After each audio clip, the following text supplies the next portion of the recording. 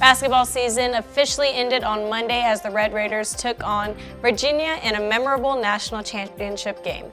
Coming up, MCTV's Brogan Stewart will have a look back at the lasting impression the Red Raiders are leaving both locally and throughout the nation.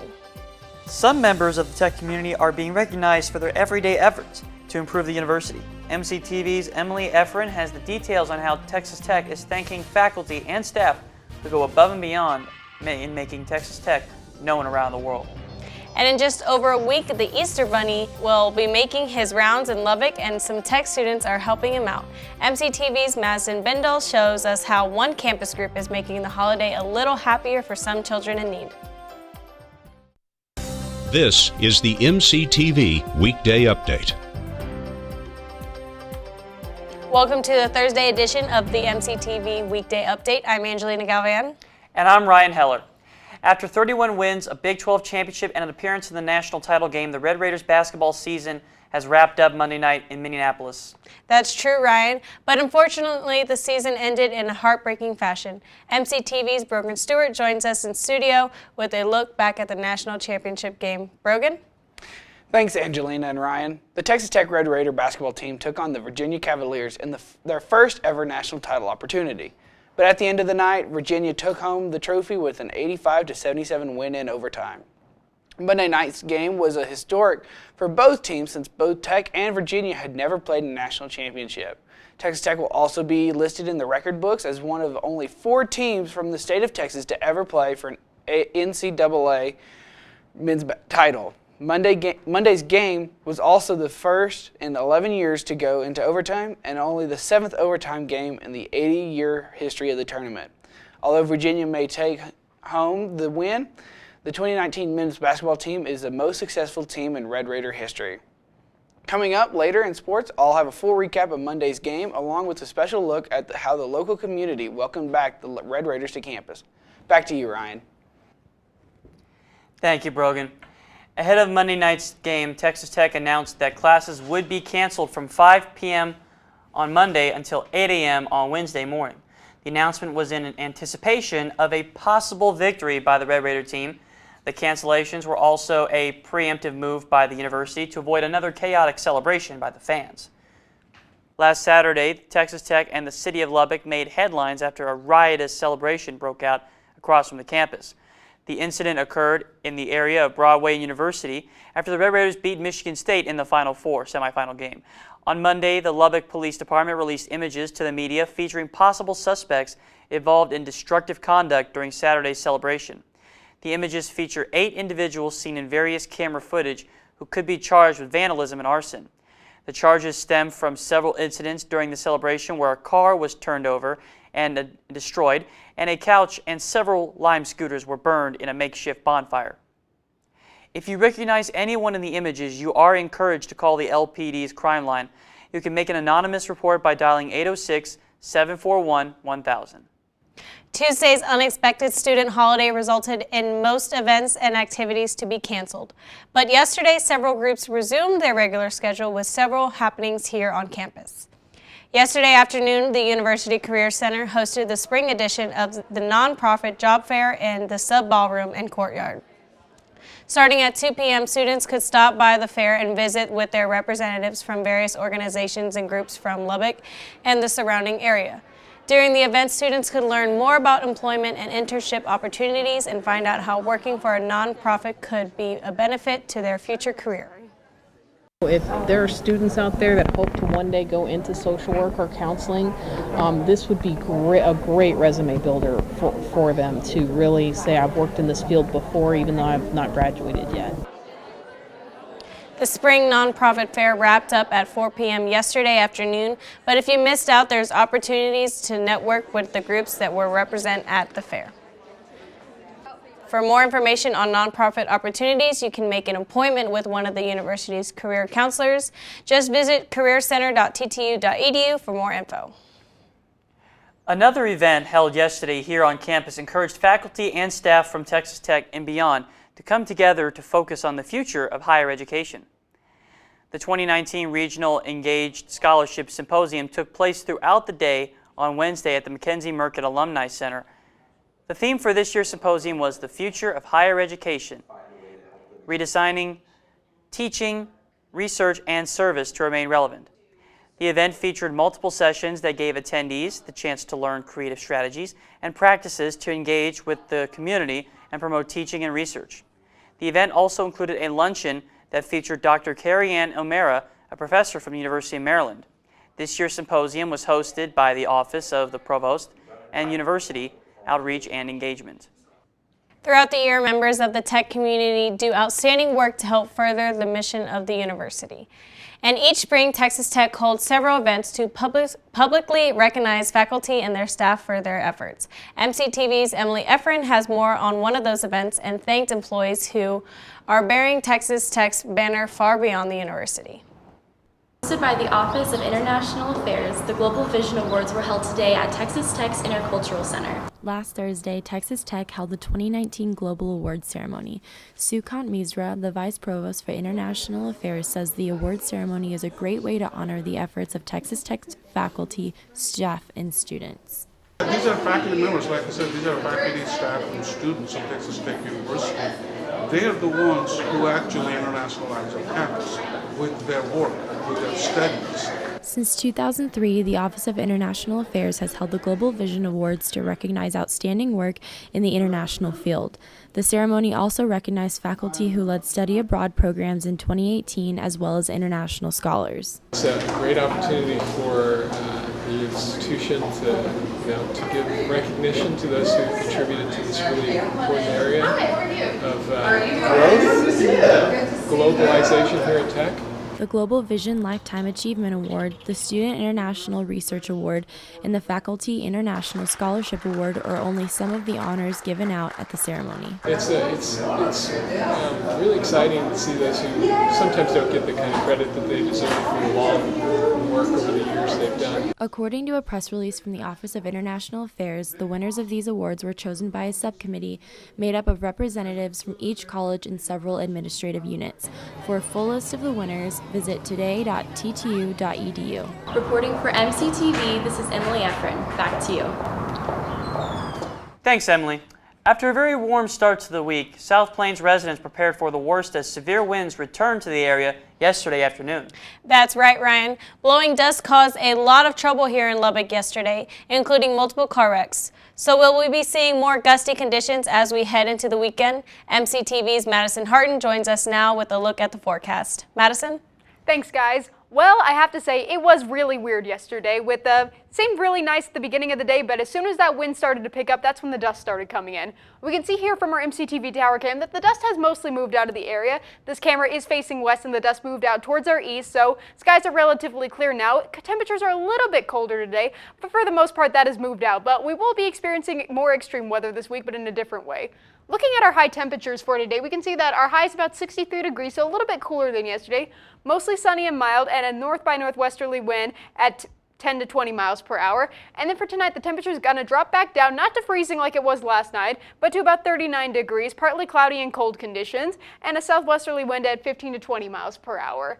Now, looking at our little corner of the South Plains as a whole, we can see that we're experiencing a bit of a cold snap for this spring right now. Nothing compared to our winter conditions that we were experiencing earlier in the year, but definitely a little bit colder than we've been seeing for the last 2 weeks. It's important to note that we can experience one of these, but it's highly unlikely that we'll be experiencing anything extreme for the spring season. And then for our cold temperatures for tonight, it's going to drop back down just a little bit, with our coldest temperatures being in about the upper 30s, lower 40s. So again, nothing compared to our winter conditions we are experiencing. But looking into Saturday, we can see that our moisture front is going to be coming in and there will be some rain. It's going to be starting on that Friday and then continuing all day into Saturday, clearing up and probably being gone around Sunday, but we never know. It could stick around, with a 65% chance of rain here in Lubbock. For tomorrow, as that front starts to go in, it is going to drop down a little bit, so our high for tomorrow is only 66 degrees with a low of 39 and a southeasterly wind at 10 to 20 miles per hour. That's what's bringing in the moisture.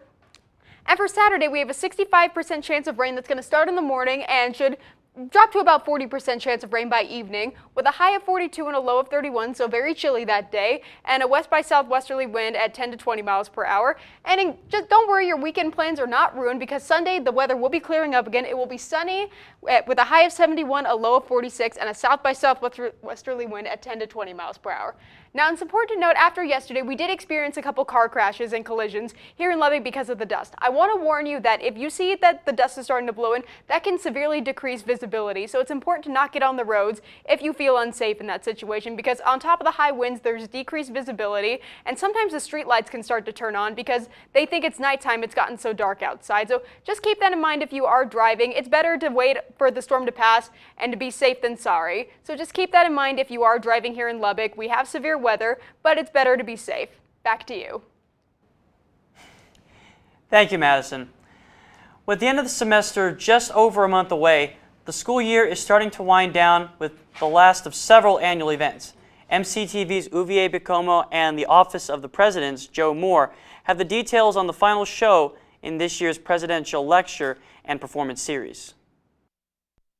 Hi everyone, I am here again with Joe Moore with the Office of the President, and she's bringing us another opportunity to experience amazing art and culture on Tech campus. Hi Joe, how are you today? I'm great, how are you today? I'm doing good. I'm very excited about this upcoming presidential lecture and performance series. It's a mouthful, not to worry. It's the Reduced Shakespeare Company. Can you tell us more about that? You bet. The Reduced Shakespeare Company has been around since the 80s, and so the people who had originally started it have moved on, and the work has gone on to some other folks. But it started out as a performance, a mashup of all of Shakespeare's plays, 37 plays in 97 minutes. So it's histories, comedies, tragedies, it's the whole thing in a mashup. And it started out as an adjunct to a Renaissance festival. And then they just started developing it over the years. And it ended up being the longest running comedic performance at London's West End, which is pretty cool, for like 9 years. So we thought it would be fun to have them come to campus. Yes, you said the 80s. That's almost 40 years. That's very impressive. It's a very long time. I know. I can testify to that. Well, you said so it's a group that puts on plays by Shakespeare.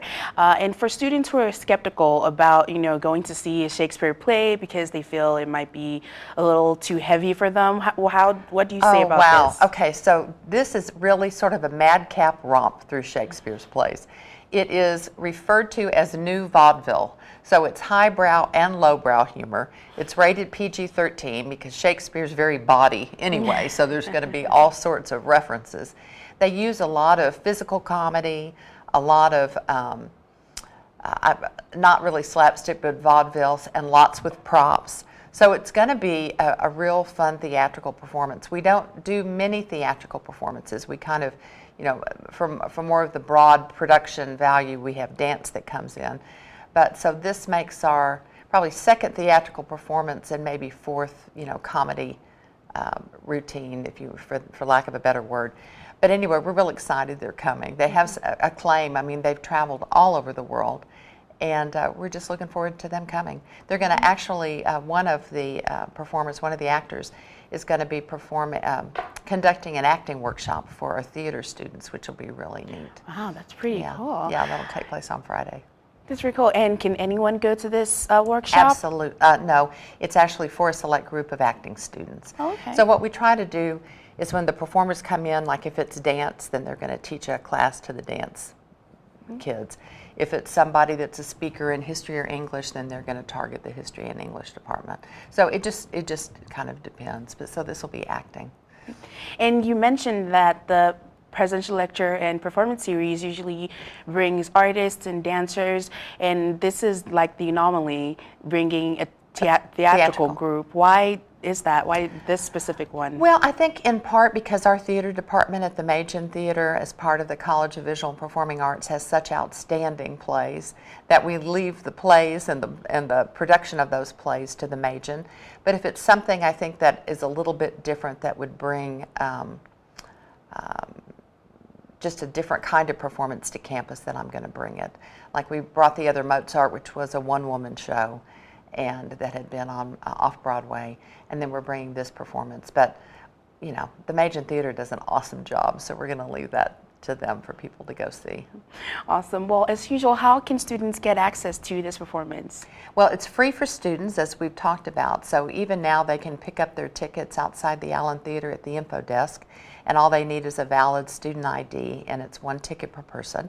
And they can do that for the future, for next season, a month ahead of every event. So they can go right now until that info desk closes for the day. And then community, faculty, staff can purchase their tickets at Select a Seat. So they can go to selectaseatlubbock.com or call 770-2000. Is there anything else you'd like to add? Well, as always, our parking is complimentary. So we secure the band lot, the visitors lot, the administration lot, so people don't have to worry and fret about parking.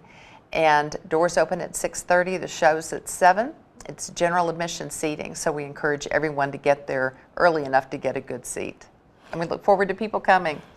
Well, I can't wait to go see. Thank you so much for coming. It's always nice having you here. Thank you. Back to you.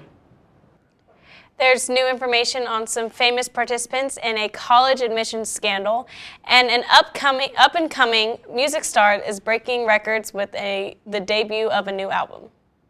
MCTV's Jay McCully joins us in studio with a look at those headlines and more in today's Entertainment Express. Jay? Thanks, Ryan and Angelina. So the drama continues with Aunt Becky. Lori Loughlin and her husband Massimo Giannulli are now facing up to 40 years in prison.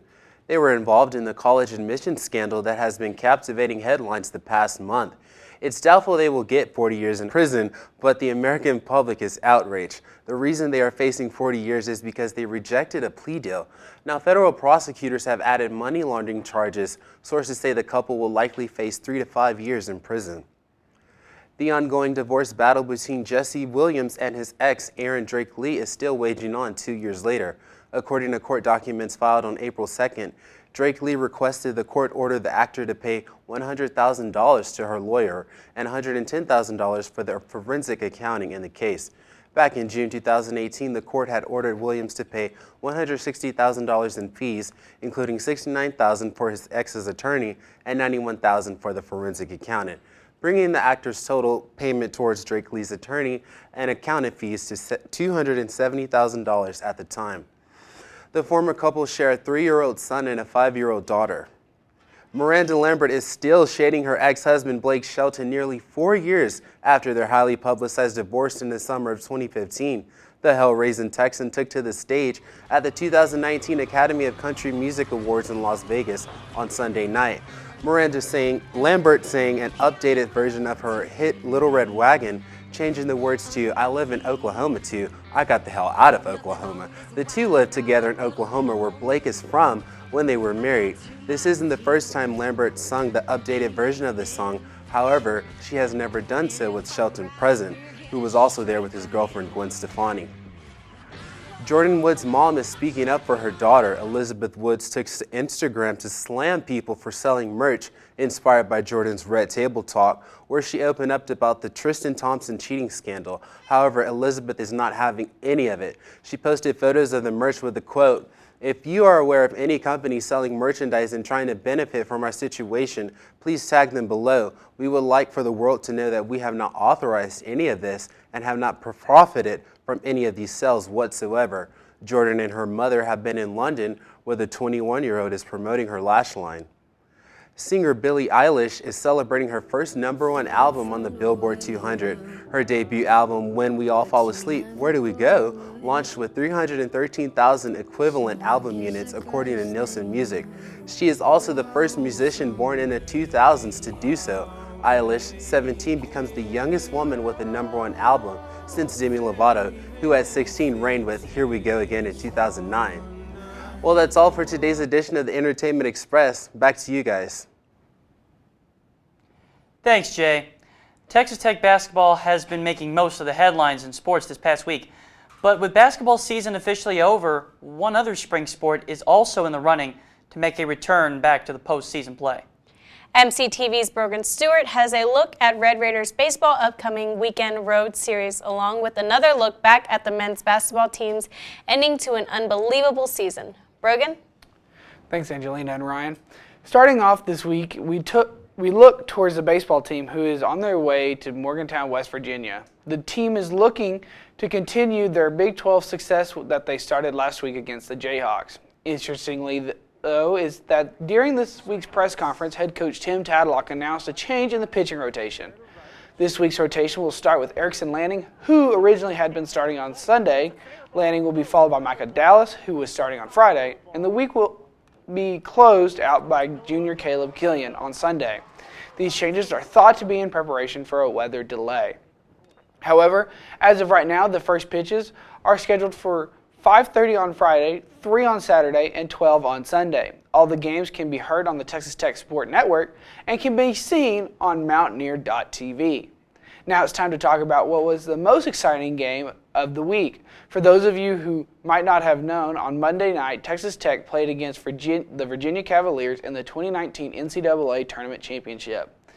The game started slow for the Red Raiders, but just before the half, they came back from 10 and tied the game and eventually took the lead. However, the story of the night began to form with Virginia being able to hit a quick three to take the lead before half.